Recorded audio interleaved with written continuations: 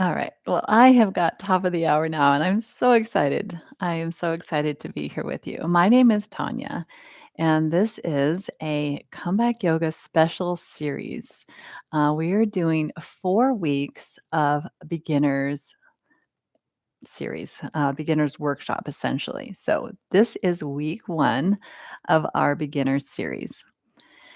Comeback Yoga, if you're not familiar with us, we are a nonprofit organization based out of Denver, Colorado. We serve veterans, active duty military, and your support team. If you are new to yoga, this is a great place for you to be. If you are maybe just getting back into yoga, this is also a great place for you to be. If you've taken some yoga classes and you're still scratching your head, kind of confused about yoga and what the poses look like, what, so many questions still, right? Then you are in the right place. And we are here for about 30 to 45 minutes each week over the next coming 4 weeks. And again, I am so excited to have you here. I'm going to show you a little bit about the basic postures. At the end of the 4 weeks, we will be putting them all together into one final class that you could watch over and over and over again. But you could also watch these classes as often as you need to really get the basics and the fundamentals down of the yoga practice. So, some things that we like to use in yoga, very much like a carpenter might use a hammer, they have their toolkit, right? A painter has their toolkit, a musician has their toolkit. So do yogis. We first start with usually a yoga mat or an exercise mat. What that does is it helps to prevent us from slipping on the floor. There are different kinds of materials. You can get natural rubber, you can get just different kinds. Of course, in some places, they actually practice on more of like a jute rug. So that's possible as well. Of course, you don't have to have a yoga mat in order to do yoga. Okay.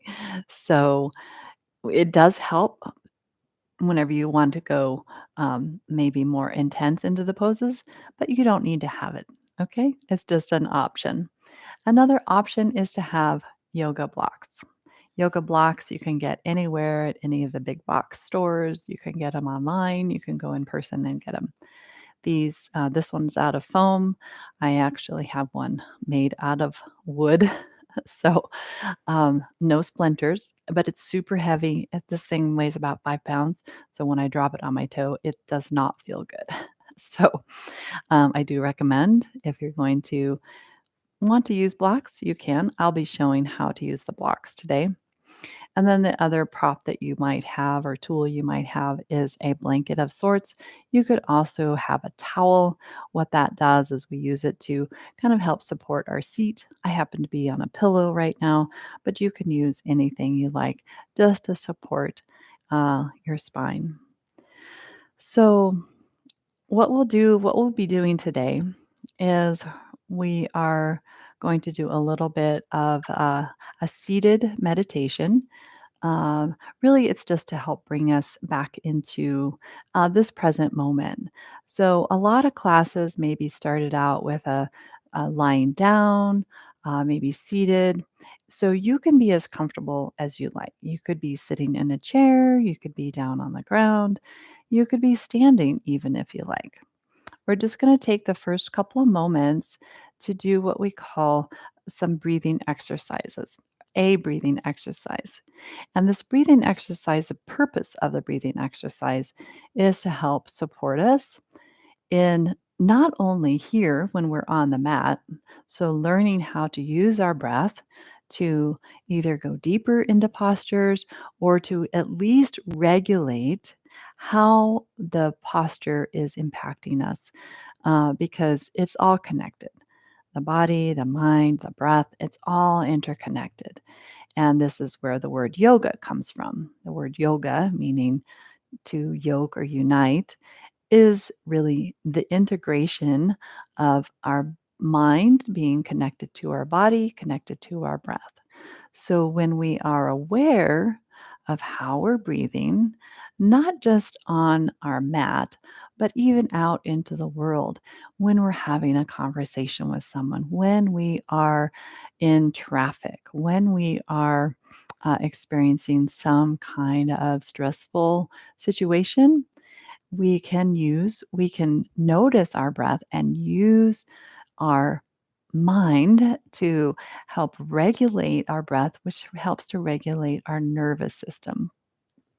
First and foremost is this is where the breath work comes in. Okay.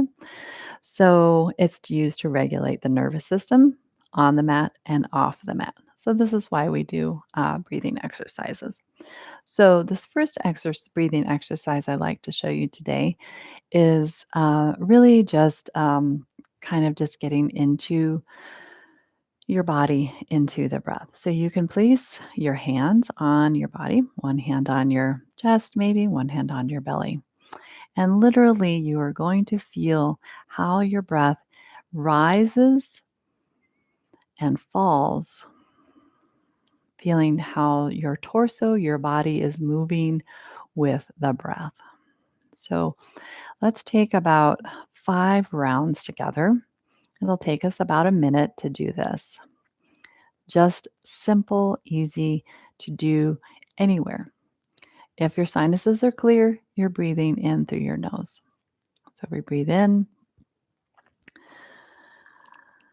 and then let's breathe out through our mouth. And just feeling the body come to ease. Breathing in through the nose, feeling how wide your torso gets, and then exhaling out through the mouth. Feeling maybe even your jaw relaxing. Let's do 3 more rounds. Inhaling through the nose as deeply as possible and exhaling out and down. Good. One last time. Inhaling and exhaling. Very good. All right. And then just relaxing your hands, relaxing your gaze, and just taking a moment to notice how that little bit of breathing exercises helped to just kind of bring you to the present. So, that just simple breathing technique you can take off of the mat or use it while you're on the mat. Okay. So, the basic postures I'm going to be going over today are part of what we call sun salutations. Sun salutations are um, was originally some people use it as a warm up, and it's also a way to build some warmth in our bodies. And of course, maybe originally when it was coined was to greet the sun in the morning, really literally to wake up to the sun. So if you set the alarm or maybe you naturally are awake at the sunrise, you can do the sun salutation to salute the sun. And this is a very common sequence that's done, but I'm going to break it down by the poses. Okay. And I have my mat. I have actually 2 mats today that I have oriented. So you can see the front of the posture as well as the side. Okay. So oftentimes in a yoga class, there's a little bit of warm up that happens first. We're going to do just a little bit of standing warm up today. Sometimes the teacher will do a standing warm up, and sometimes they'll do a seated warm up. Sometimes the sun salutation is the warm up. So we'll work gently into that today because since we're doing just a really short warm up, and we'll work into that sun salutation gently. So we're first going to start standing. Okay. So I'm just going to face you again just so that you can kind of see the different sides of the posture. So you could be facing me, you could be to the side, whatever you like. So the very first thing we're going to do is just kind of circle the wrists and the elbows and do some knee movement and shoulder movement and just to warm up those joints a little bit. We can even rock back and forth on the toes and maybe a little bit of head movement. Okay. So just a little bit of warm up, just so we can work gently then into our sun salutations. So the very first posture in this is going to be mountain pose. Literally, you're standing like a mountain. Your feet are about hip distance apart, and they're you know pointing in the same direction. Ideally, sometimes it helps to look down at your feet. And we're just going to create a nice wide foundation. And from this foundation, just start to energize your legs. So think about how all the way up the legs, you start to really feel your legs, start to feel your hips, start to stand up taller. So if you were to see from the side, shoulders are over the hips, hips are over the ankles, ideally. Sometimes we might lean a little bit more forward, you might be more rounded. So ideally, you're in this really tall, long, and um, uh, extended mountain pose, which can also mean that your whole body starts to enliven. You start to feel that energy through the whole body. So mountain pose. Okay. So you can think about your feet being the ground, being the base of the mountain, and then your head being literally the top of the mountain or even in the clouds. Okay, so mountain pose. Okay, so the next posture, extended mountain, turning those palms out. Bring your arms up overhead. And you can have your hands come together or your arms are separated.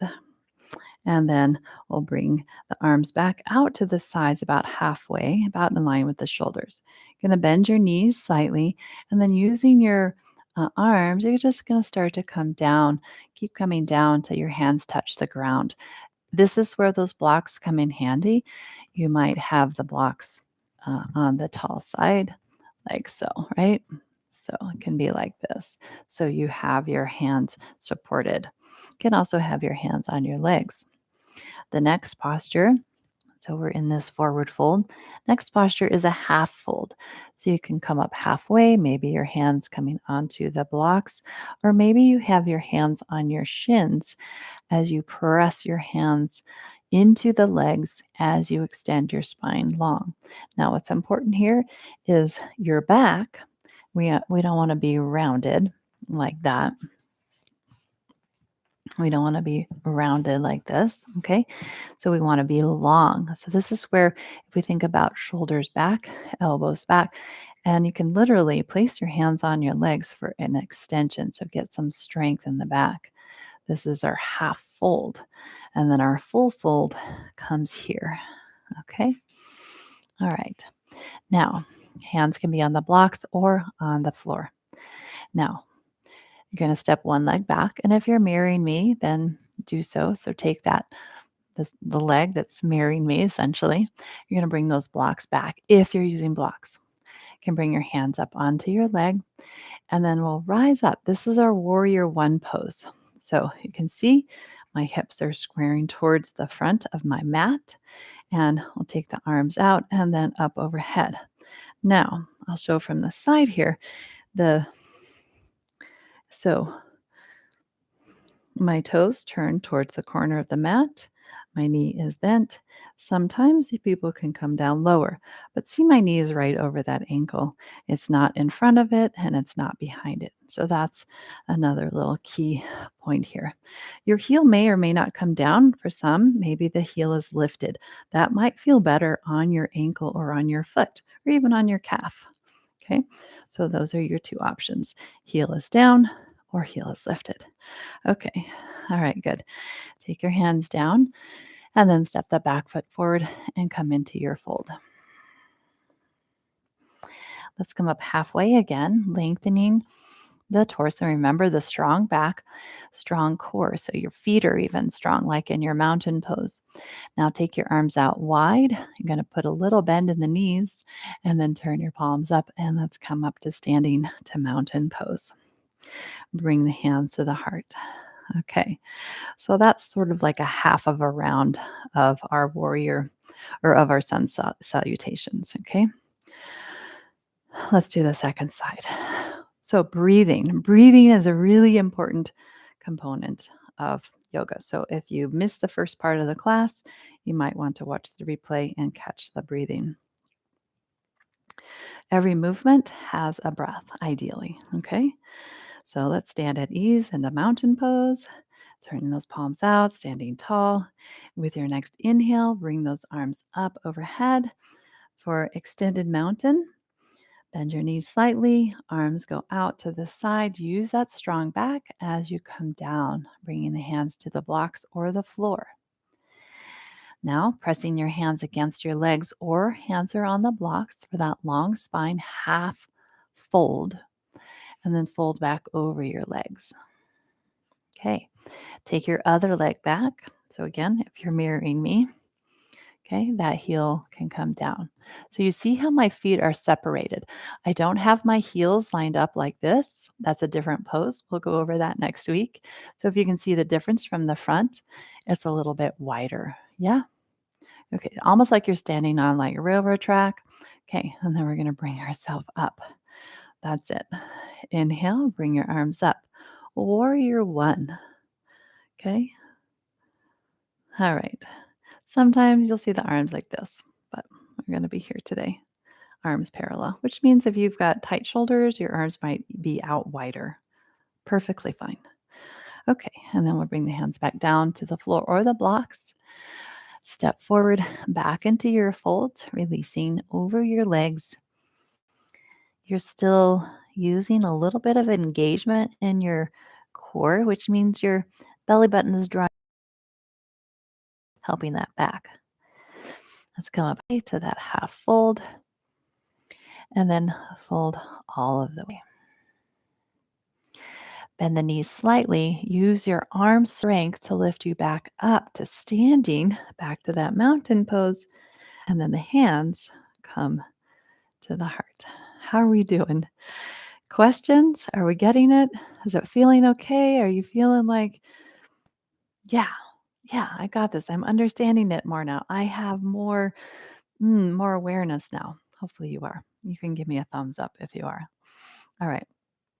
We're going to move now on uh, to the floor portion of a sun salutation. Okay. All right. So inhale. Let's take the arms up. Extended mountain. Bend the knees slightly. The arms go out wide. Use your core strength, back strength as you come down. So you're not rounded in the back. It's long. Now lift up halfway. Lengthen out using that back and core strength. Exhale and fold over your legs. Okay, you've got blocks or not. You don't have to have them. Remember. Okay, if you do have blocks, they're going on the long side. Okay, and then you're going to step both legs back, coming into a plank position. So just showing from the front, this is your plank. I'm going to show now from the side. Okay, so there's your plank. Knees are lifted or your knees are down. I'll show this without blocks today. So, really important is that your hands, oops, you can't see that. So, take a look at the hands. Hands are out wide. They're not together like that. You want a wide foundation, okay? So your middle finger is forward, hands are shoulder distance apart. Sometimes I see people with hands too close, sometimes I see people with hands too wide. Ideally, the middle finger is in line with your bicep here, okay? So for me, that's comfortable. For you, it's going to be, we say shoulder distance. You'll hear teachers say that a lot, but that might not be quite right for you, especially if you have tight shoulders or depending on the angle of your elbow. Okay. So we have what's called a carrying angle. So if you were just to bring your arms to your sides, some people have this angle here that's quite different. So that's going to change the effect of the downward dog or of the plank even. Okay, so here we are. If you're still in plank, good for you. Okay, so from plank or from a tabletop position, your shoulders are over those wrists, but now we're going to shift the weight past the wrists. Okay, you can do this from your your knees lifted as well, but make sure that you're not sagging like this. Okay, you want to really use the strength of your chest, of your legs. If you don't feel strong enough and feel like it's not good for your back, this is where it really comes in, important to create that awareness. Like, am I straining? Is it too much on my shoulders? Is it too much on my wrists? Find your core. Now, let's bend the elbows back behind us and then come all the way down to the stomach. Okay, your hands are still behind your shoulders and your elbows are at a 90-degree angle. Okay, so first thing, shoulders roll back.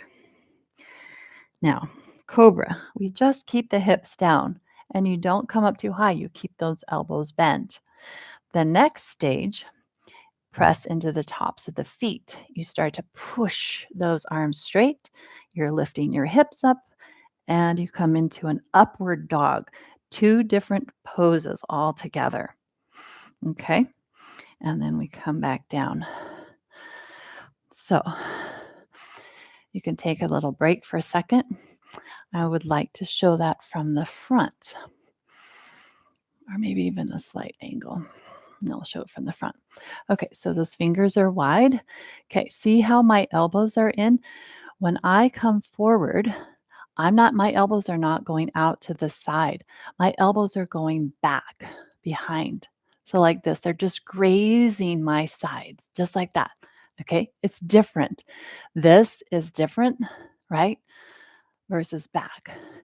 And what's important is when you're here. So if you come up onto your knees, you can try this out. Your forearms are at a 90 degree to your upper arm bones. And we're here, right? Not out here. That's going to be more of a push up, and we want to have the arms out here. This is more like a tricep push up. Okay. So fingers are wide. Same thing, right? You can do this from your knees. Your weight comes forward. Make sure you're not dropping those hips, though. Okay. You got to keep those hips up. It's like you're a board pose. This is why we call it plank, because your body's like a plank. Think of your body like a plank. And then we come down, down, down, down, down, down, down. Hands stay behind the shoulders. Shoulders roll back. Elbows stay bent for your cobra. Press at the tops of the feet. If you want to go to upward dog, that's your choice. Okay. You could stay in cobra or begin to straighten those arms. Lift yourself up. Upward dog. Okay. Good job. And now we're going to come into child's pose.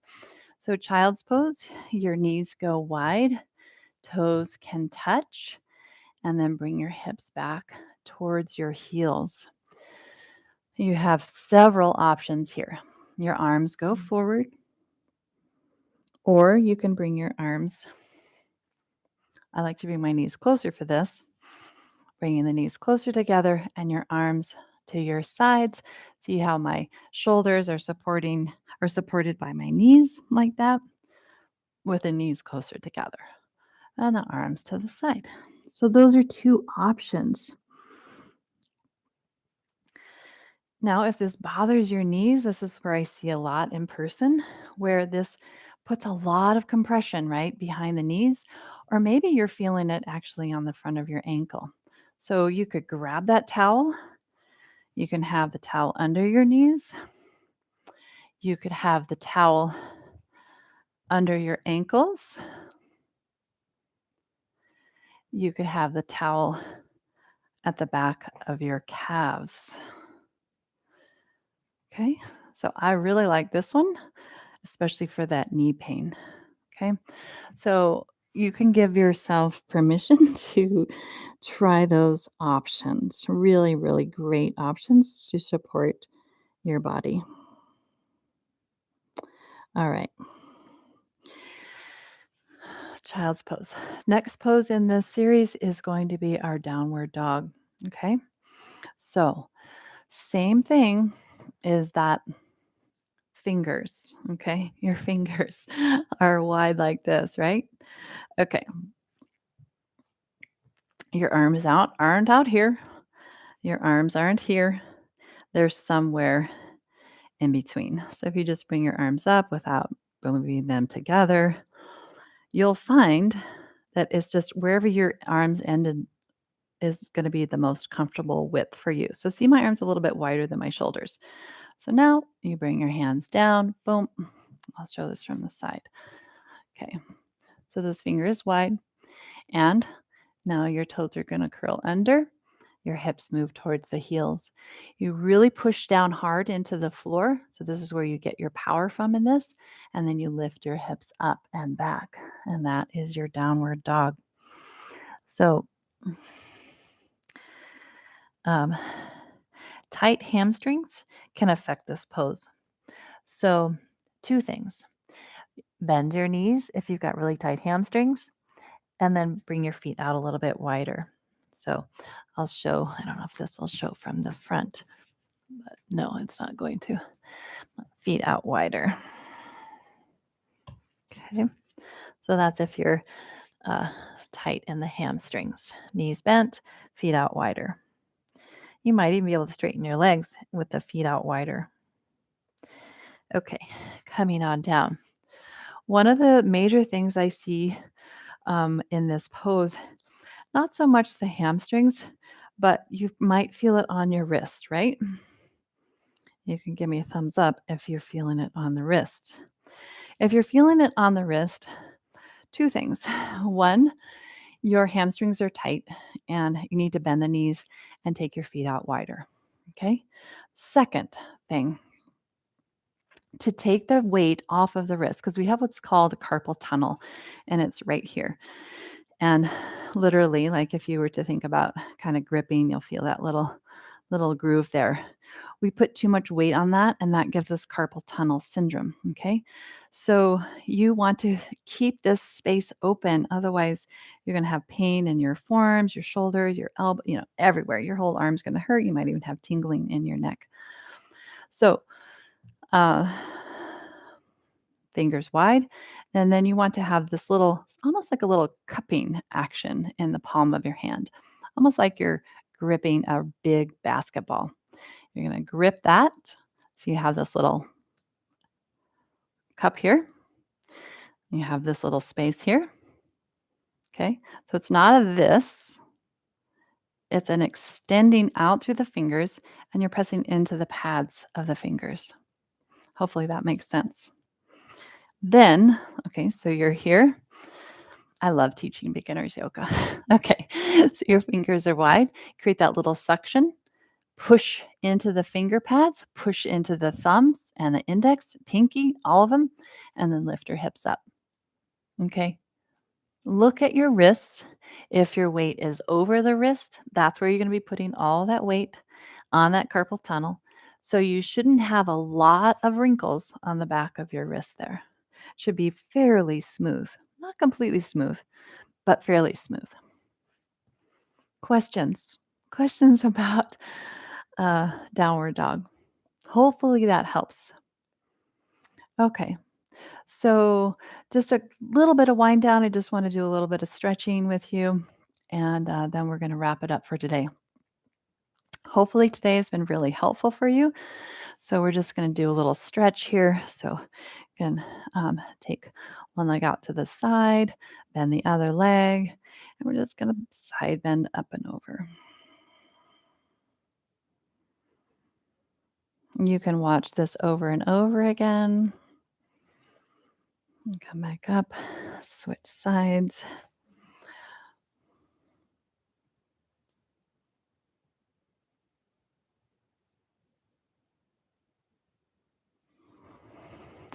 Come on up, take your legs forward, and we'll reach the arms up and then come over your legs, maybe bending the knees, coming into a forward fold.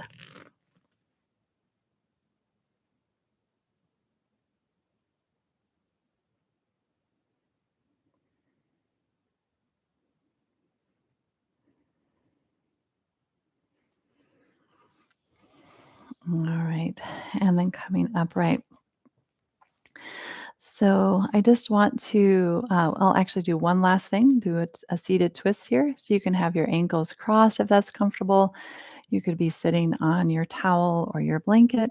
And the reason for that is that it helps us from doing this in our folds, okay? When you do this, you are pressing on the vertebrae, on the lower vertebrae here, making them bulge. So we want to have long spine, equal front and back. So this is where sitting up on the blanket helps because it starts to tilt the pelvis slightly forward so you get nice and long. Okay, so we're going to do our twist here. So one arm can come across over to the opposite knee, can use your hand behind you, and if it feels okay, turn your head and look over your back shoulder.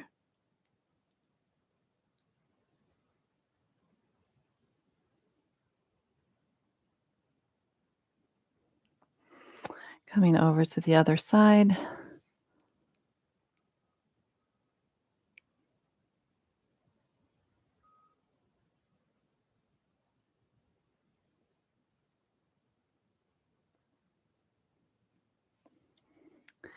And then come back to center. So, at the end of every yoga session, there is a little bit of integration, relaxation, and we're going to do it sitting today. If that's comfortable for you, you could be in a chair, you could be on your towel. If you prefer, you could be laying down. Essentially, it's just a little mini awareness practice. So, you can have those eyes open or closed, finding any comfortable seat. And there are different stages of what we call integration. One is that, you might feel like your breath is fast and maybe even having a hard time catching your breath. So just notice the smoothness or the irregularity of your breath first.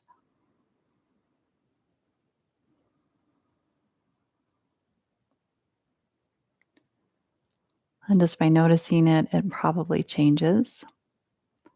And then the second thing you'll probably notice is maybe you don't feel quite comfortable, you know, or maybe you noticed that before the breath, but maybe just like, just kind of feeling a little antsy.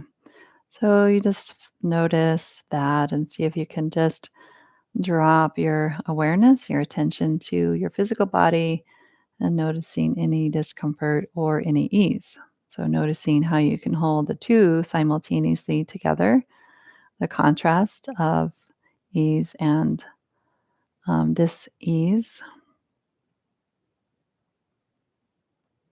And then the last thing you probably notice is your busy mind, thinking about different things, this and that. And so then you return to noticing your breath, noticing the smooth quality or the irregular quality of your breath. And then, in order for us to give kind of our mind to focus something on, as my teacher sometimes will call it, is like giving the dog a bone to chew on, giving the mind something to hold on to. We then focus on something. And there's so many different things we can do. But today, what we're going to do is we're going to do a little word affirmation, and it is I am here. So it's all spoken in your head. You can hear my voice. And so just letting your exhale go. We'll do 3 rounds of I am here. So next time you breathe in, think I am. And then exhale here.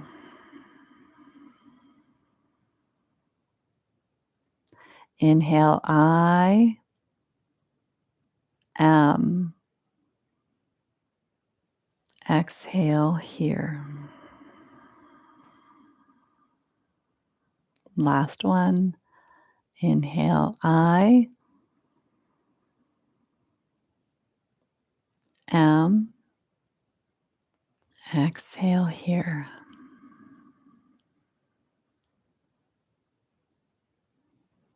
And then just letting that go if you like. Otherwise, you can stay with it.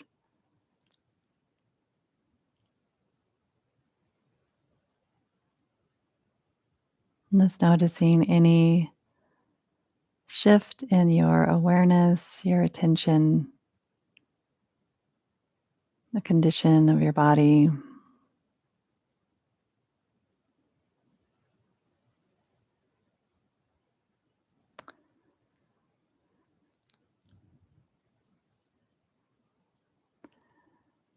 And now go ahead and lift your gaze. Welcome yourself back to your surroundings. Maybe pick up on some colors or textures in your surroundings.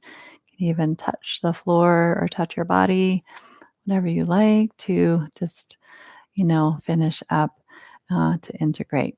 So, one of the things that many things that yoga helps us do is the yoga practice, the movement, the stretches, and all that prepares our body for being able to sit still. So maybe if you were to try to sit in a meditation before the class, you may have found it might be a little bit less easy. Like your body has a lot of energy in it, and maybe you're uncomfortable. But then after a 30-minute practice, it's easier. So these are just things that you kind of notice over time when you practice, and the why oftentimes we do meditation at the end.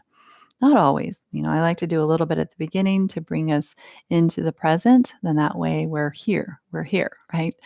So everyone will do it a little bit differently, but you'll hopefully see a lot of similarities, especially here on on the YouTube channel here for Comeback Yoga. All right, friend. That is all I have for you today. I welcome any questions you have, or if you're curious about anything, especially for next week. Next week, we'll be going over more of the Warrior 2 variations, again, that you'll see very typically in many yoga classes. We'll be doing a balance pose, and then the following week, we'll be working on more floor type stretches. So there won't be any up or down. And then the last week, the fourth week, we're going to be just putting it all together in a very slow flow class that will last about 45 minutes. All right. So if you have any questions, I'd be happy to answer. Otherwise, friend, I look forward to seeing you next week, same time. And if you got something out of this, comments or a thumbs up or share. Sometimes that's the biggest compliment you can give us here at Comeback Yoga is to just share. Um, and of course, subscribe if you're not already. All right. Thank you so much. I hope you have a wonderful week, and I'll see you next time.